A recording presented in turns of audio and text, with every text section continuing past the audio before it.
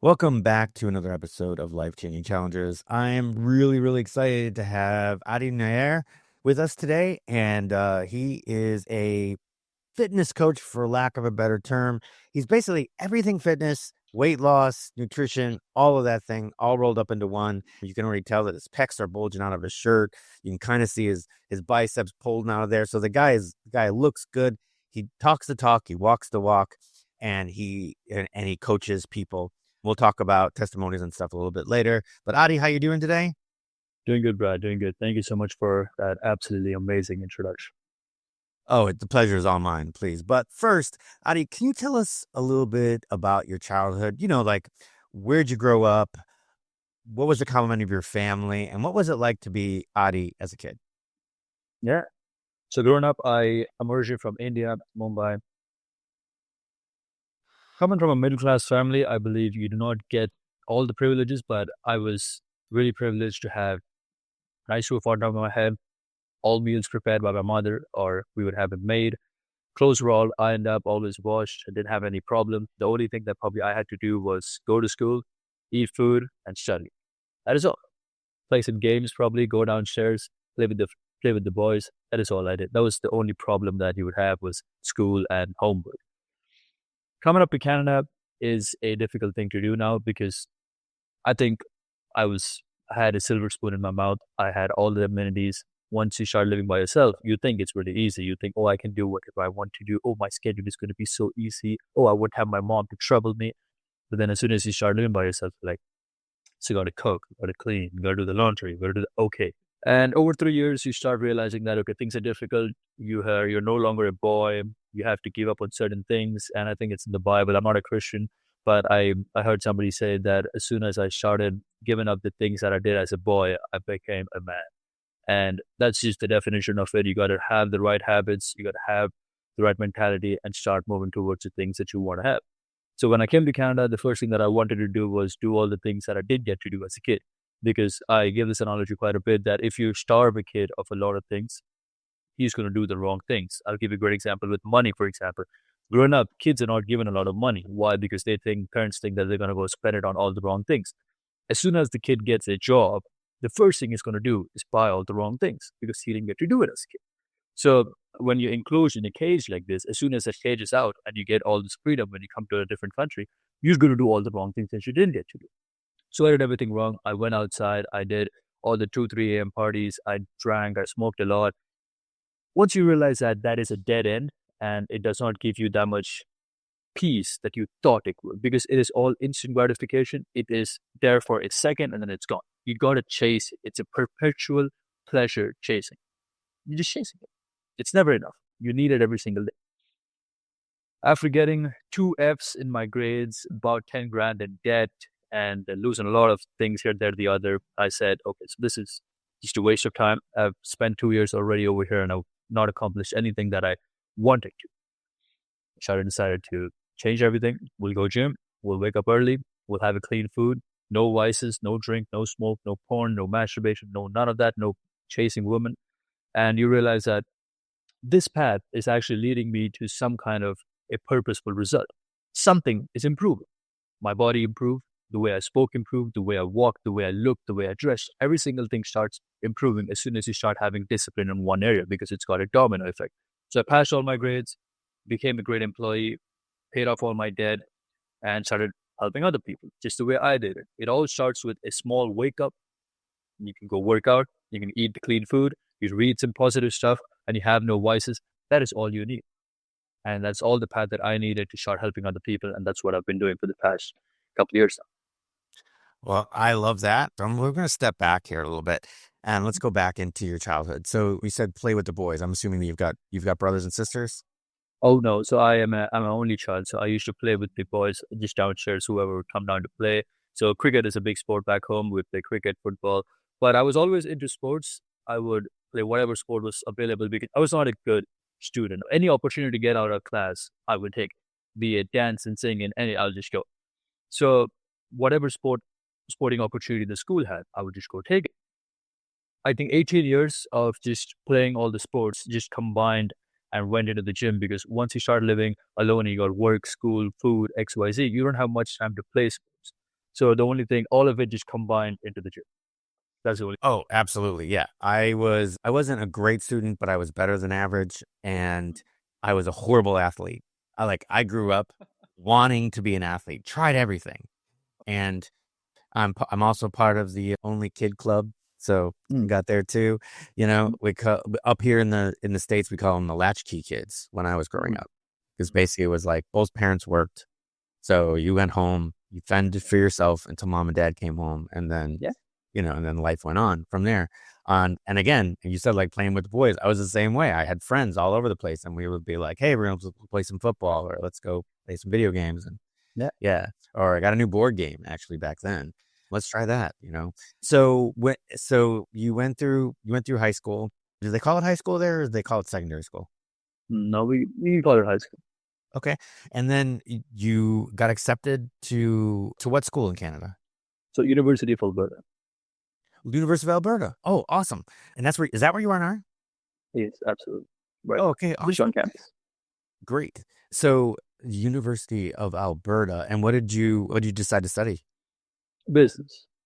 Okay, cool. I have an MBA myself. I got you there. So Mm. got a couple things in common there. Love it. So you said at first, weren't doing very well, and then you went through the thing. I did the same thing. My freshman year, I pretty much blew apart, and came back my sophomore year and got stuck into it. Went into it. So I am with you there too. Sorry to cut you off. It's a common trend that I found. Every single person probably ends up just doing that. I think by 30 or 40, you start picking yourself up because the first year it's you. Right. Yeah. No. And that's exactly right. It's like you get back and you're just like, no, no, no, no. And no. I can't live like this. I need to find that balance. And it's hard to find that balance. But did you do any sports while you're at University of Alberta? Well, I guess you're still there. Well, yes, but I could not play. I did not have much time to play. There were some drop-in activities that you could go and just play for an hour or so. So I did that in my first year because I think the courses are not really difficult at that time. So you've got time to do like all the recreation stuff. But I did not represent the university in any sport. Yeah. So yeah, usually there's intramurals or something like that. You can jump into little clubs here and there. Yeah. So and I imagine because soccer is still a pretty big sport up in Canada, correct? Yeah. Because then they've got Canadian football and Good. American football. Yeah. Then they've got soccer, which is football. Yeah. So Got me all confused when I came there. Like football. I was like, football. Okay, no. You mean soccer? Ah. So we call it table tennis as well. Did you find any places to play a little cricket in Canada? Well, we used to play it on campus in the gymnasium. So I think they would have one day where you just play cricket. So they would have or maybe our friends bought the bat and ball. I don't remember. It was in my first year. I think we found a way to play it. And there are other clubs in the city of Edmonton where they play the sport and they're on the ground. But that's usually in the spring and summertime, not in the winter. But I did not play much, I'll be very honest. A couple of days here or there. We'll have to take this offline sometime because I'd love to learn. I've tried to watch it a couple of times trying to figure out how it all worked, and it's miserable to watch at first. When you don't know anything, you're like, all right, wait, he hit it, but it bounced. How did that work? Did he not catch it? And where is he throwing it? Yeah, it was confusing. So hopefully maybe you can school me in on that one. But okay, so the first year you found yourself into that freshman. You found that freshman year where you're just like, hey, and I loved your analogy of you were like getting out of the cage, out of the basement, you were sheltered, which you should be. And I think most kids should be held like that. But and I think what's not happening is the parents kind of saying, the parents that had been through that, it's like, hey, listen, your freshman year, you're going to want to do all this stuff and give you strategies to sit there. Now, you in being in Mumbai probably was a little bit different of a story, but I would think that should be a normal thing. Well, I think it is a normal thing. The parents definitely tell you that do this, do that, say no to that. But I think I was a rebellious kid growing up. To a degree, I wanted to do things which I didn't get to do. So I always knew that I want to do X, Y, and Z, but I've been told or forced to do A, B, C. So I'm not going to do A, B, C really well because why would I do that? I want to do X, Y, Z. And I always found a way to do what I wanted to do. It don't matter if I had to lie. It don't matter if I had to hide it. I would do it because I wanted to do it. And even the gym, my parents didn't support me to go to the gym. They didn't give me the fucking money. I would go sell secondhand iPhones. And my buddy told me that you could do this. I said, okay. And then we would do some together. I would do some by myself. And then I would have enough money to buy a 6-month cheap gym membership, which is close to my house. And then I'd go gym 3 months in. I would have some results, and my parents would, then start saying, "Oh, my son with the six pack. Oh, my son with the big bicep." And I'm like, "Yeah, right. You could have supported me when I wanted to go, right?" So that's what happens. But I'm not blaming anybody because that's just society. You never get any kind of recognition for the process. You only get recognition for the result. So once you've got the result, people will be like, till the time you have no result, nobody's talking about you. As much as you want people to support you, nobody's going to do it. So I'm not blaming or pointing my finger on anybody. I'm just saying anybody who wants to get something done always know that result is the only thing that matters. So how do you get it? Don't matter. You got it, matters. And that's got to be changed, because you can definitely get to the perfect body or so in the wrong way. I mean, we've been hearing about Ozempic this whole time, right? People that are a little bit bigger and they're like, "Oh, I take an Ozempic. Oh, I dropped all that weight." And then they get off of it and they put it all right back on because they didn't start the habits to start with. True, true. Yeah. I never thought of it that way. Yeah. So the process it's the journey. It really is the journey. So, and you had your own journey, right? You started in the gym and then you've grown while you were in the gym, and that turned a corner, just like you had mentioned in your intro. So let me ask you this. Now, when you decided that you were going to go to the gym, so basically you had done sports your whole life in Mumbai while you were in high school and middle school. So did you actually did you have knowledge of weightlifting before you came to Canada? No, no, no, not at all. But growing up, I would watch some movies and it would have like a guy in it who's all muscular, and he did this one step in a movie where he just flicked his bicep. And I looked at the guy and said, I want to be able to do that. That was it. So when we would play sports, I would do a bunch of push-ups and I would run. I was an athlete as well. And the first time I think I was able to like see my bicep, I was like, okay, so that was easy. That was not really difficult. I always knew about the gym, but it was always so 16, 17, it's about the age. I cannot go right now. I don't have the money. How would I pay for the gym membership? So I would do a bunch of push-ups. I would do a lot of home workouts, this, that, the other. And whatever, every YouTube video I watched on how to build a good body using uh, home thingies. You'd use a desk to just do dips behind you. You would use your arm to just pull like that, and you get biceps like that. And I remember my parents walking by watching me like, that's an idiot. Look what he's doing. And I would be like, just give me some time. Just give me some time. I got this shit. It always goes back to the initial thing that I wanted to do it. I wanted to have a good body because I saw that actor have it. I just have to do it. Don't matter how, I'll figure it out. But I had that mentality. As I said, I'd go behind people's back. I would lie, but I would get the thing that I want to get. I've made too many mistakes in the first couple months. I've had a lot of injuries, minor ones, not nothing that would put me in the hospital, but the knee injury, lower back injury, pec injury, because you don't like YouTube can teach you, but you still have to go and do the stuff and realize that okay, this is not actually okay. YouTube does not have the information. So what do I do now? You should just keep on doing it, and you realize that okay, so maybe I can do it in this way, maybe that works. Then you start figuring things out. What I used to do as a observer was there were a lot of trainers at the gym. So I would just watch the trainer train the client and I would be like, okay, so he taught him in that way. I'm doing it in this way. Let me just try that. Right. And that's all I did. And then trial and error until I made the body. So the reason I'm a good coach now is because I have made all the mistakes. There are no many mistakes that I can make anymore. Right. So the other person, when I'm teaching somebody, I can tell them, do it in this way, don't do it in that way. And then he says, no, but I want to do it in that way. Go ahead. Go ahead and do it. Make the mistake. You will learn. You won't. It's not that you won't learn anything out of it. You'll just waste time. You can always reroute yourself. Waste your time. Make the mistake. Reroute yourself. Because once you made you cannot. If you force people to not make the mistake, as I said, you're putting them in the cage. As soon as I am gone, the cage is gone. They're gonna go make the mistake. So let people make the mistake. No problem. So going back full circle, I do not have any gym knowledge. I was just an observer. I made a bunch of mistakes and I would do it. Man, I found myself just an action taker and not a big thinker because I feel people waste a lot of time just thinking about things and not doing it. I, on the other hand, is on the extreme of just doing the thing. It is not always right to just be doing the thing because you can be doing a lot of dumb things and just be like, oh, that was actually, I should not have even done that. That's so dumb of me. But I did it anyways. So okay, I'll try this. That didn't work. I'll try this. That didn't work. I'll try this. That didn't work. Okay, so now I have two things that work. Let me just do the two things. Okay, so this also doesn't work. So I've always given myself this analogy that life is a big MCQ test. You got A, B, C, D, E. A didn't work, B didn't work, C maybe worked, D a bit worked, E didn't work. So then try C, D until some of it works out. So you just cancel out things in my head. That's So that was great. mistakes, Yeah. trial and error. Well, you know what? The idea about that, what's good about that is that people that get a trainer, and I've been there. I've had trainers, I've had coaches, but they can sit there and they tell you exactly how to do it. Hey, we want to put this at this angle. Make sure you push up, and this is the reason why. This is the reason why you don't do it this way because you could strain this or pull this or whatever, and they tell you the reason why. And that was me. I was always like, tell me the reason why. I've got clients myself who like refuse. They're like, don't tell me why. Just tell me what to do. I'll go do it. I don't care about why.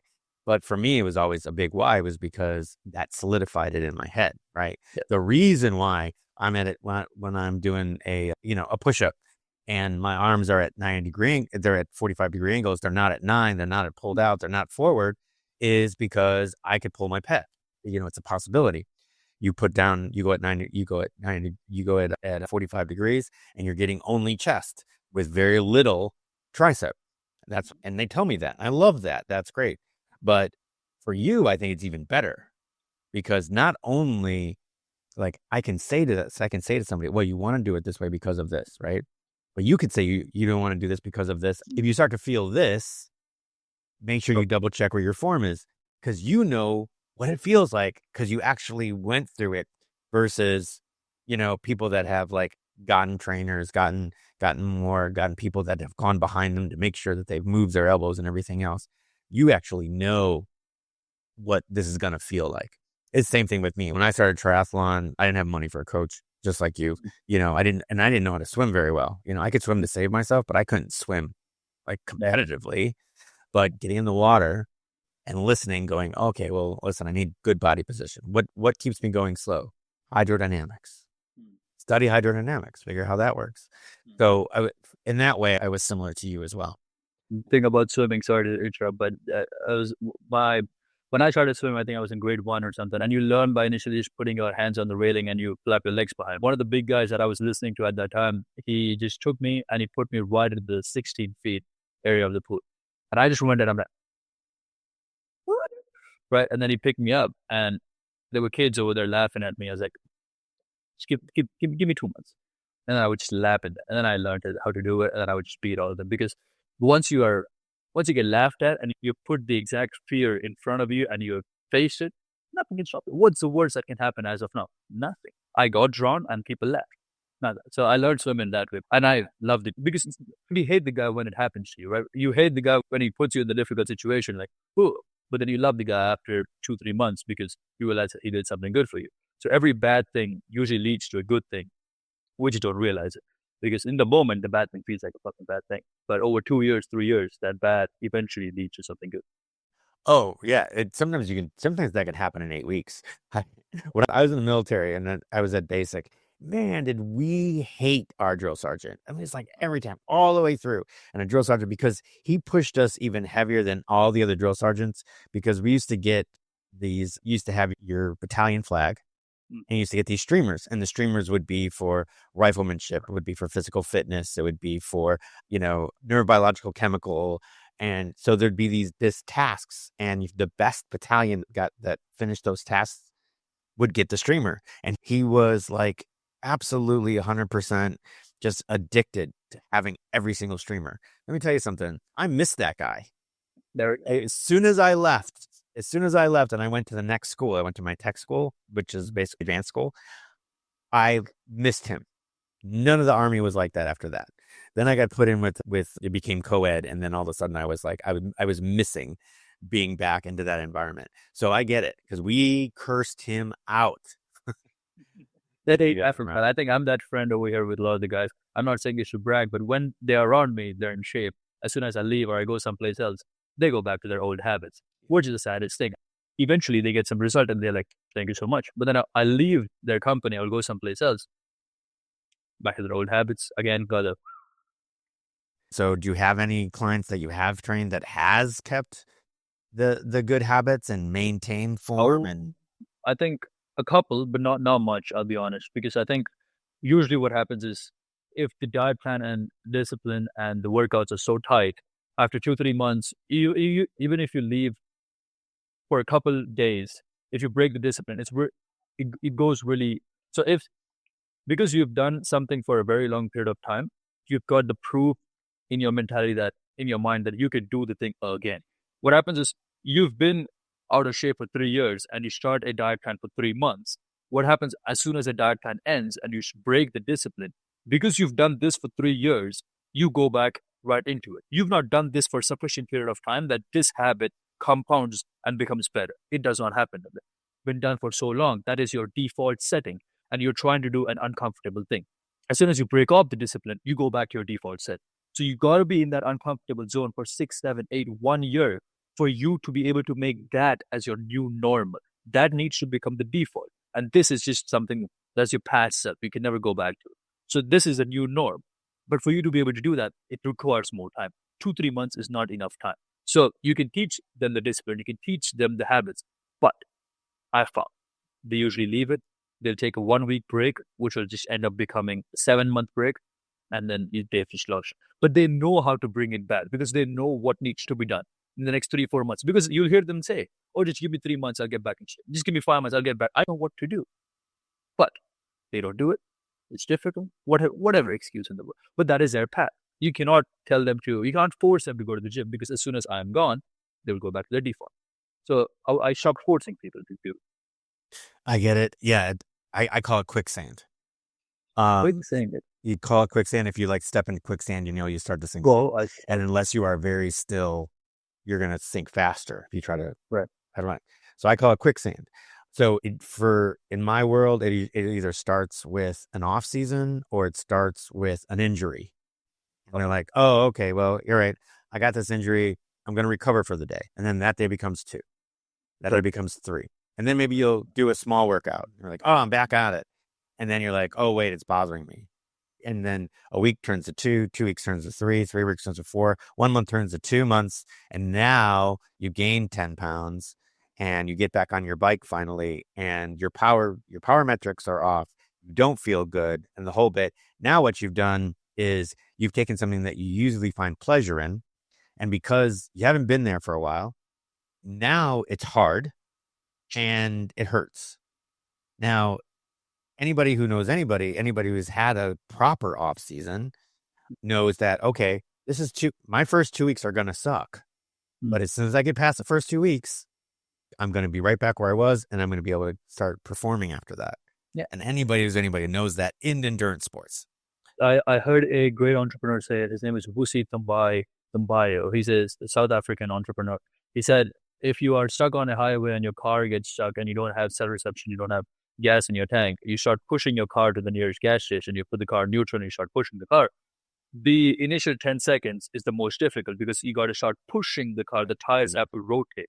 But once the tires are rotating, you got the momentum. You just got to keep on maintaining the pressure. So the first 10 days, first 2 weeks, always going to be difficult. That was a great unlock for me in my mind. I said, okay, is there anything new that I want to start? The first 20 days is going to be hell. Moment. Yes. So it's that gathering of momentum. That's a great way to think about it, is those first 2 weeks being, hey, you're rocking the car, you're rocking it, trying to get those burn, and then you'll finally get a couple inches, a couple more inches, and then all of a sudden you'll start moving. And even if you have to go uphill, as long as you've got that momentum, you'll be able to just, speed it up a little bit and you'll be able to get it up that hill. So yeah, that's a great momentum. For me, so that's the positive aspect of it. My aspect was the negative. It's quicksand. It's like, right, just keep digging yourself deeper and deeper and deeper till you finally are like, all right, I got to get out of this mess. And it's twice as hard. The longer you wait, the longer that you say mañana, meaning tomorrow. The longer you start going tomorrow, the harder it's going to be. The longer that those, like what I say is 2 weeks, if you take an off season, whatever, 2 weeks is 2 weeks starts, but that 2 weeks turns to 3 and the 3 weeks. So you know that you've got to stick it in your head going, okay, it hurts. It's not fun, but I got to stick it out until I get to that. Once I get past that first 2 weeks, I know things are going to start to get easier. And it's not that those 2 weeks stay that way. it's the first couple of days, and then the third day is a little bit easier, fourth day is a little bit easier, fifth day, the following week's just a little, gets a little bit easier each time, and then all of a sudden you're like, okay, now I can run. Right. But that is once you have accomplished something. So, Brett, I'll be very honest, something that I realized when I started my discipline journey was that initially you're just looking for some kind of a result. We are all conditional people. We want some, if our conditions are not met, we don't want to do it. So once you, because I had the gym and I had built a body initially, I knew how difficult it's going to be in the beginning. But as you mentioned, day one, very difficult. Day two, a bit better. Three, four, it becomes a bit better, but it does not feel better. It is only in retrospect that you look back and say, oh, I see what happened. So week one was very difficult. But week two, oh, I see. But in the moment, it is very difficult because our result is not there. We are all goal-oriented people. We want that result as soon as possible. But we know it doesn't happen. That's why gym was a great example for me, because it took me 6 months to build an initial very good body. And then I had that mental framework in my mind that, okay, it is not going to happen in 1 month. Even if I were to start coaching people now 1 month, content creation now 1 month, it's going to take years, years and years. But in the moment, it feels very difficult. It feels fucking ages ago. But when you look back, you're like, okay, yeah, I see what Brad means. Okay, right. So day two was difficult. Okay, yeah, day 10 was a bit easier. Fair enough. So in 10-day increments, things are becoming easier by the day. I see. That's good. That's good. And that's right. And basically, the examples we were setting was the fact that people that are coming back to it versus people that are just starting, that is hell. It is absolutely, but going for it. So, and that's the thing that I was let's chat about that real quick. So let's talk about a hypothetical person that coming to you. Maybe they're not horrible. Let's say they're 20 pounds overweight, never really been to a gym before. Maybe they did something in high school and now they're, I don't know, and maybe in their 20s or 30s. And they're like, no, let's start with aesthetics. I want to look better. I want to have some ruffle of a six pack, and I want to see my biceps and stuff. What's the first thing that you do with a brand new client like that? Diet, food. What are you consuming? There's a lack of exercise. There's an excessive need of food. You've been eating way too much for the past 2 years for you to have that 20 pounds. Extra, you can just walk, do a couple of push-ups. You'll be fine body-wise. You don't need the bicep pain like every single person. But if you just want to look and be in shape, if you walk and eat clean food and rest 7 to 8 hours a day, you're fine. The problem with that person would be too much processed food, too much fat, don't know what he's eating. So we got to make sure that we cut down on the food, cut down on the processed food specifically, and make sure that he's doing at least some kind of walking. So if you put him into the gym, what's going to happen is he can probably work out the first day, second day, but day 3, day 4 is going to be very difficult for him. He'll be very sore. So what I would start off with is just cardio and food control. For the first month, just whatever you were eating, half that. Very simple. If you're having 2 cups of rice in your plate, 1 cup of rice, and you do that for a week, and then you change something. You now go to the gym, eat like Adi, and train like Adi. You can do it for day 1 or day 2. You will fail on day 3. You're trying to make big changes in a very small period of time. You have to make small changes over a very big period of time. So you take 1 week where you're on a specific macro, you're eating 1 cup of rice, oatmeal in the morning, having some fruits in the middle, and having a cup of coffee, for example. Over the next few weeks, you start making tweaks in it. You reduce the oatmeal, you reduce the rice, you add more veggies, you add more fruit. You figure things out in that way. And then you start cutting down on the cardio. You go more to the gym.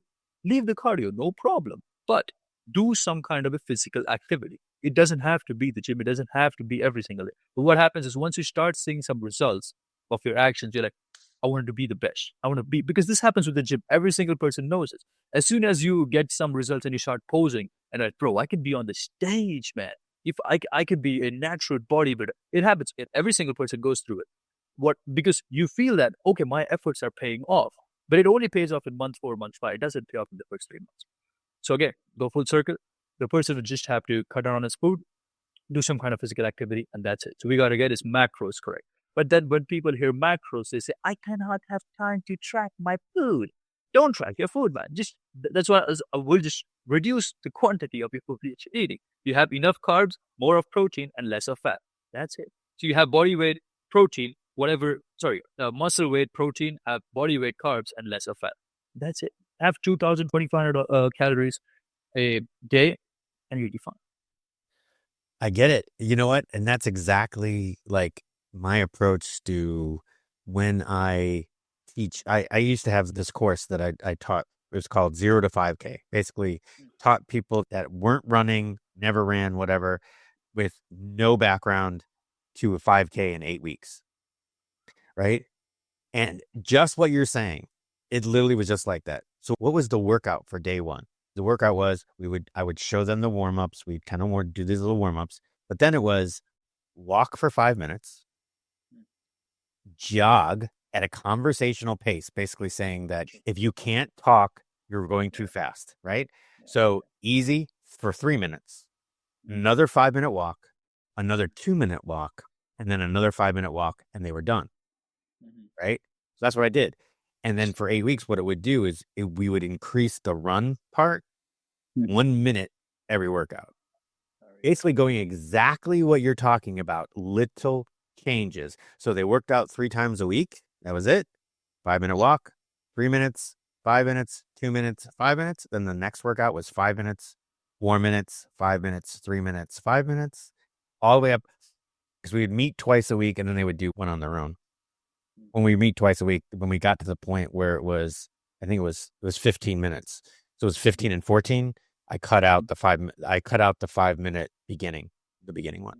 I cut that 5 minute out, and we did our warm ups, and then we started because we maintained that very slow pace, just longer and longer and longer and longer. When they came back, if they enjoyed it, they came back for my second course, which was stronger 5K. Then we would talk about sprinting and doing doing more HIIT workouts and stuff like that. That was that's like the advanced spot.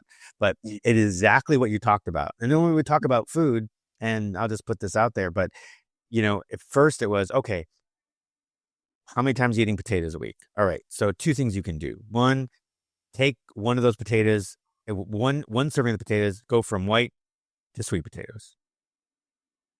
Just make that one little change. You like spaghetti and you have spaghetti pasta once a week or twice a week. Let's say it's twice a week. One of those things, use spaghetti squash instead of noodles. Those are those little changes that you're talking about, right? Small, little incremental changes. Over a long period of time. I'll be honest, Brad, I hated running growing up. And I was a sprinter. I never liked running 400, 800 meters. And when I came here to Canada, I wanted to see if I could run. It was cold outside. I would never run. I would just be a bitch about it. I'll just go, I'll take the bus to the gym. And then I heard David Goggins say one time he ran 200 something miles in like an entire day and he did not stop. And that distance was equivalent to one city and the other city. The distance is pretty much equivalent between. So he ran pretty much between both the cities. And in my head, I was like, no, if he can do that, I can run to the gym, right? I should be able to do that. And so David Goggins was my running motivator. I started running to the gym. It was so terrible. But that's what I did. Initially, it was just run to the gym and then walk back. Then it was take the bus to the gym, then run back because it was cold outside. The quicker I can get from my house to the gym is the more warm I'll be. But I don't want to be freezing outside and make negative 40. But I always maintain my discipline since negative 40, what I may be case. I'll run to the gym, run back. Simple. That was my running idea. It gives you such a great high afterwards because once you get back home, you give yourself a pat on the shoulder and say, who did this? Nobody could do this. Nobody could wake up 5:30 and go to the gym. Nobody could run a negative. Who the fuck is going to do it? Everybody's little, like I have this bad self-talk. Maybe it's a ego thing, but it is ethical ego. I don't think it's this bad ego trying to improve your own self-talk and saying that who's going to do this? Nobody. I'm the best. You have that mentality because you got to have that. It's a competitive world outside. Everybody's competitive. You got to know how you can improve your self-talk so that you can compete with this fucking people outside, man. There are tough people outside. No, you're talking my language. Goggins is he is my hero because Goggins makes even the toughest athlete out there look like a wimp. Because I mean, some of the things. Did you read both of his books? No, I've not. I've just seen his work, man. I'll be very honest. I've not read any of his books. I just see the way he talks, the way he runs, his work. It just gives more. I get more out of that as compared to sit and read his book. Okay, here I'm going to give you a little bit of a tip. Don't read it. Get it on audio. Because here's the thing. He's done something that, as far as I know, I mean, there's a million books in the world. a million audiobooks. I don't know. But he has done something that no one else has done. Is it his voice? Well, hang on. So he no the writer Adam, he actually narrates the story. He narrates the book, but he stops. He stops at points where they're like big moments, and he goes, and it's so funny because they break out, and he's like Goggins, man, let's unpack this a little bit, and then David comes on, and they do this little podcast in between, and he kind of gives you what he was feeling during that time of the story and what he was doing and what he was thinking. He's the only Navy SEAL ever that went through BUD/S 3 times. So that just gives you one thing. I mean, SEAL, right? He's also been to Ranger School and to Delta School. But he was after BUD/S, he wanted to do something for veterans. And he decided he wanted to help this charity. And he heard about Badlands. Now, the Badlands race is in California. It's 135 miles through Death Valley. It is actually the hardest ultra marathon you'll ever like run. So he contacts the race director. Now, he's never done any kind of distance at this point. He contacts the race director, and he's like, "Hey, I'm a SEAL. I want to be able to do this race, blah, blah, blah." And he's like, "Have you ever run 100 miles before?" And he goes, "No, but I'm a SEAL. You know, I've been through BUD/S, and not only that, 3 times." He goes, "No." He says, "I'm not letting you in this race unless you've done 100 miles." And the race is like 4 weeks away or 5 weeks away or something like that. And the application deadline is 3 weeks away.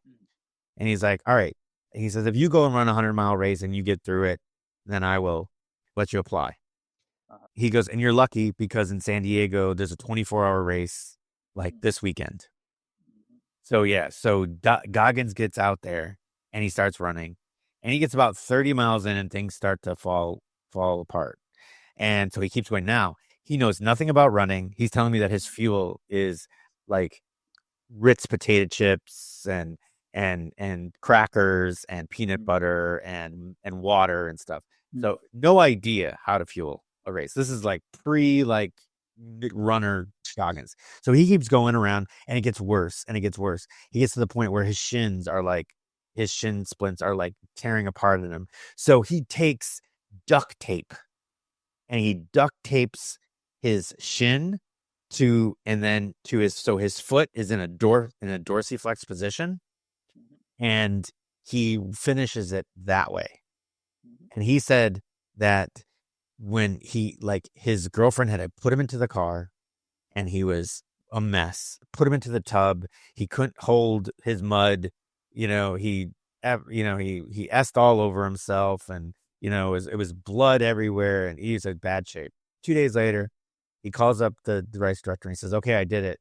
He said, "I ran 100 miles in 18 something hours." He goes, "Oh, you did it in 18 hours?" He says, "Oh, what'd you finish up with?" He goes, "No, I did the 100 miles in 18 some hours." He says, "So you stopped?" He goes, "What'd you do he's like, "What'd you do for the other 6 hours?" Because it was a 24-hour race. It wasn't a 100-mile race. It was a 24-hour race. And so Chris is the guy. He goes, "What happened to the rest of the race? You didn't do the other 6 hours?" And he goes, "No, man, I was in bad shape." But in the book, he says, "I knew I liked this guy because that was the whole thing. And that's what kind of got him on the journey. He started to do all the right stuff and do this ultra marathon thing a lot." So yeah, definitely Can't Break Me. Can't Hurt Me is the first is the first one and then the second one is Did Not Finish. And that one, they're both the audio is done the same way. The audio is fantastic. You read it fine, and you read it and you'll get great stuff out of it. But listening to it, and then they break out of it, and then he had a heart problem, so he couldn't run. So what he decided to do, break the world record pull-up. Is that why he did that? 24 hours of pull-ups. He broke the record. It took him 3 tries. And listening to him explain how it felt will tear you apart and just tears your heart apart. The skin ripped off of his hands, and it was horrible. But the guy knows how to.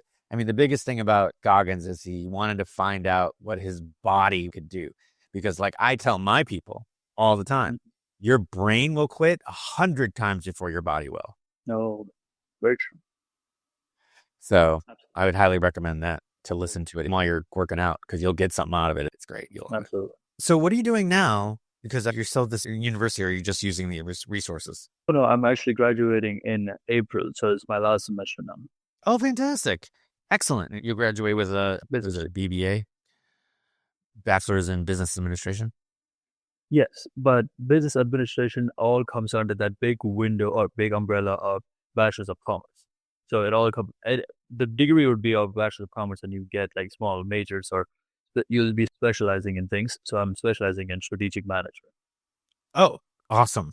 That we need people like that. So that's great. Are you making the bulk of your money with your fitness business right now to get you through school? Oh no! So school is being an international student. You cannot make enough money to pay for your fees. So I'm lucky enough that my parents are paying me enough to pay the fees. But I do not take anything else for living expenses. I either work or the coaching business does enough for me to pay for my necessities and other expenses. Oh, fantastic. See? God, well, I mean, when the rest of us, when I was out there slinging pizzas, you get to go to school and train people and you make enough that I'd be all over that. But it did not start like that though, Brett. Oh, I've no. always wanted to do it because I think I started off as a dishwasher. And I would tell myself while cleaning, if I could do something with fitness to just make enough money to not be do this, life would be great. And the first time I made $1,000 a month, I was like, life is great. I felt like a millionaire because this is what I wanted to do. I was like, holy shit, I paid off all my shit doing the thing that I wanted to do. I didn't even work 80 hours. And life was really good. But I started off as a dishwasher, then a busser, host, bartender, server. And I worked at the university in the procurement department. And then I started doing online coaching. Good. That's fantastic. Nothing is better than that. Progressed. I'm the same way. I started teaching for free. There you Um, go. and then I got my first gig. What I was doing was running clinics in boutique running stores. They would hire me and I'd do an 8-week clinic there at the running store. And then they would pay me from there. I started getting private clients. And then before you know it, I have a roster of private clients. So you got to just slowly build once you get your name out there. But no, this is fantastic. So you're preaching here. You and I are on the same boat here. You want to get started, small changes, right? Small changes over a long period of time. So for all of you that you've got that resolution or that goal, let's call it a goal. The resolution doesn't never works. You have that goal and be specific about it. Let's say you want to see your abs, or you want to build a physique that you'd be proud of. Having that picture in your mind of how you want to do it. And the first thing you got to do is the small changes. Walk more, reduce your calorie intake, and get cleaner. Walk even more. The biggest lesson that I've started to learn more as a coach is that we all have our time that we go into the gym, right? So in the morning, like Adi was saying, and goes to the gym, 5:30 in the morning, goes to the gym, does what it's done, come back out. But it doesn't stop there.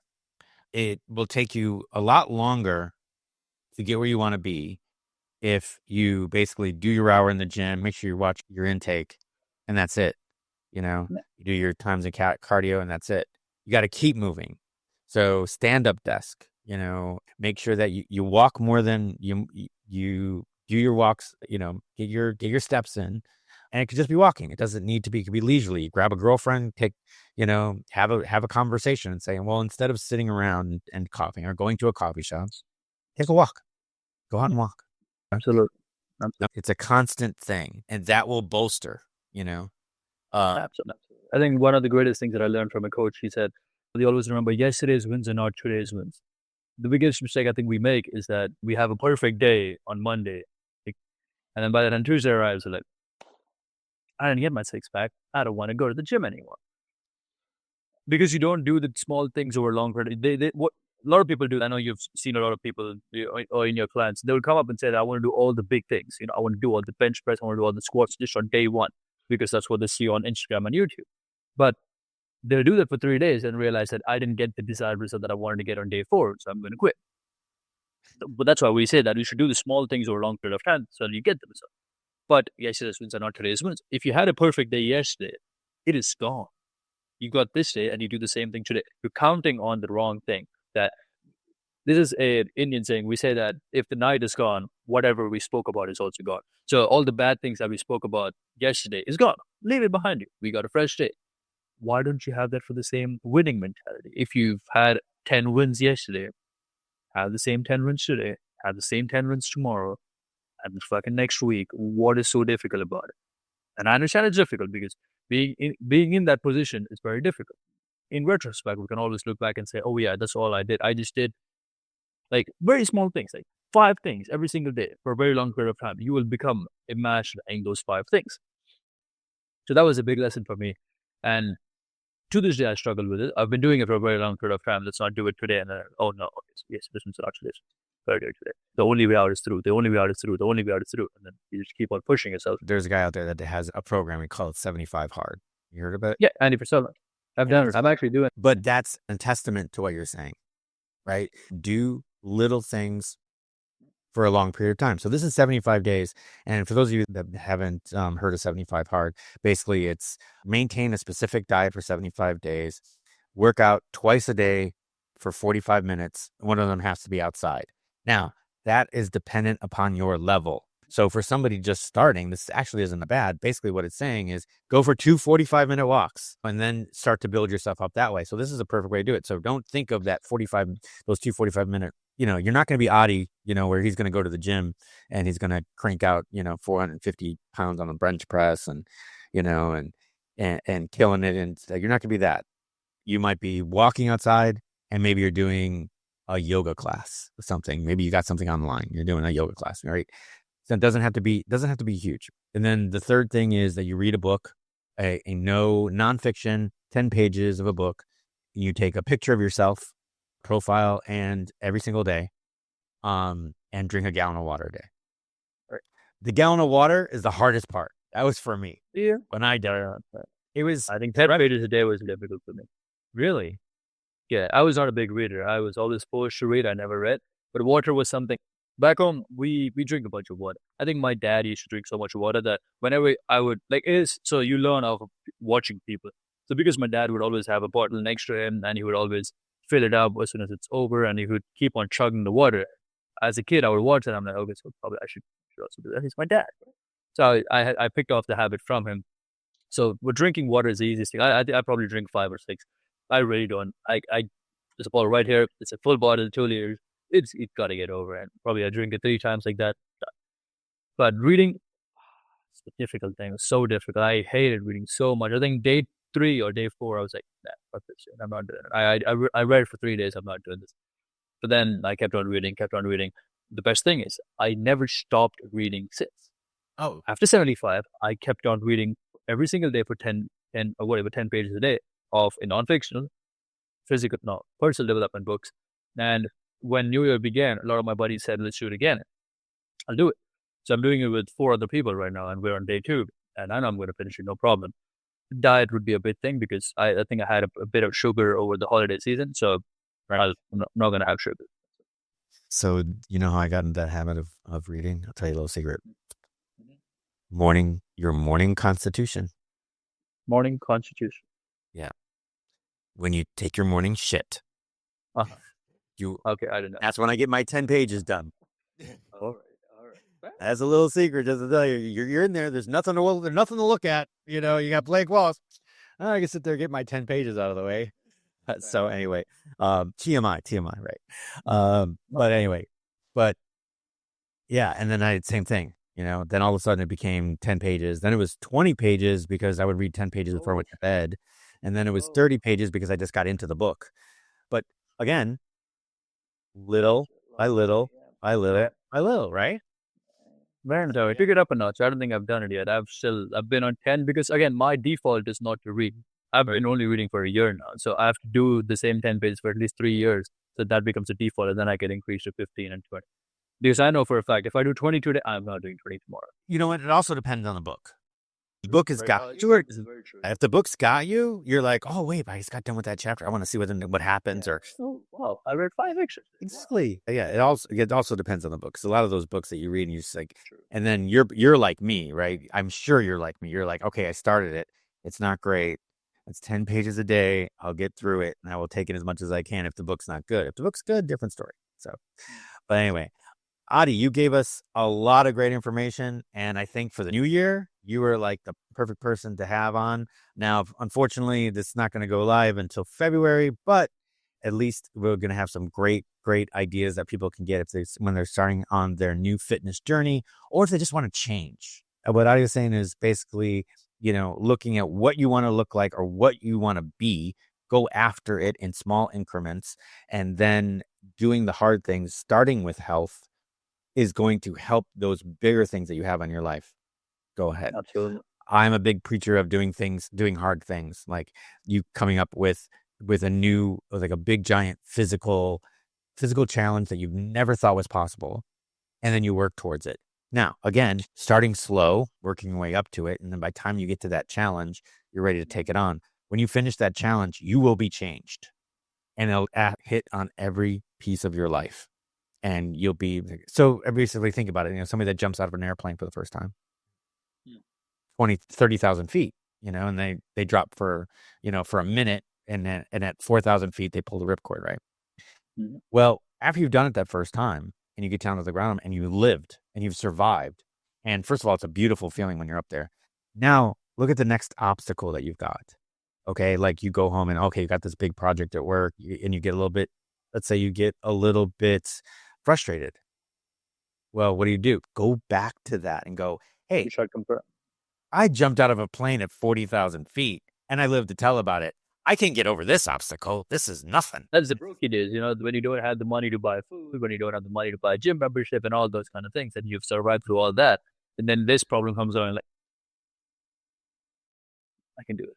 But you start comparing to your past. So the past was really, really more difficult. And now this is a problem. So it's not that it's not a problem, but it's not as bad as it used to be. I still got a roof on top of my head. I got all my food. I got all the gym. I got all.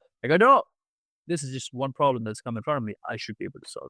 And that's absolutely right. You start comparing to your past problems and realize that, oh, this is easy. I can do it. It's all your perception. The way you 100%. And what you just said about thinking about, hey, you know what? I've been through this. I got over it. I've been through this. That's where gratefulness comes in. And that's a whole other episode that we can have. Right. But I think that's more of a proof that you've gone over difficult stuff. So when the new difficult stuff comes along, you're like, I can do it because I've done it in the past. That's all. Exactly. So, Adi, I really, really appreciate you joining us here today. For all of you out there listening, I'm going to put all of this stuff in the show notes. You'll have it.